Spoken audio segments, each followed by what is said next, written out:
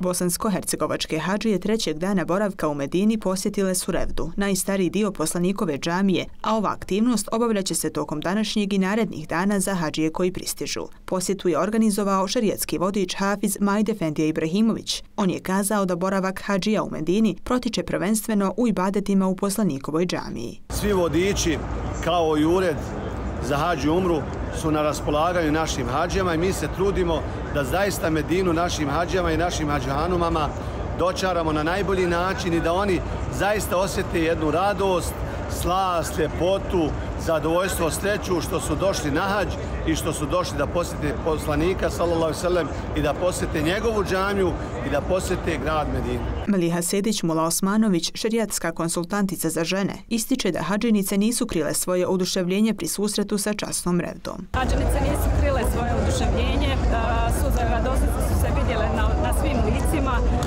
To je jedinstven osjećaj koji se ne može stvarno, ne može dočarati ni opisati riječima. To je nešto što mi samo možemo da doživimo.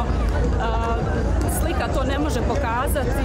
Taj osjećaj, to je nešto što se stvarno riječima ne može opisati. Važno je napomenuti da kompleksan posao organizacije hadža pored angažmana vodiča, tehničkog osoblja, ljekara i medicinskih tehničara uključuje i šerijatske konsultantice za žene koje su na raspolaganju hadžinicama za pravila koja se odnose na obavljanje hadža, ističe profesorica Lejla Bešo Haskić, šerijatska konsultantica za žene. Mi smo ovdje uglavnom da pomognemo našim hadžinicama za bolje razumijevanje i realizaciju hadžskih obreda, pogotovo u onim nekim specifičnim obredima koji su isključivo vezani za žene. Naravno, ovdje u Medini nemamo nekih velikih obaveza s obzirom da jedine aktivnosti koje realiziramo u Medini su posjete Revdi.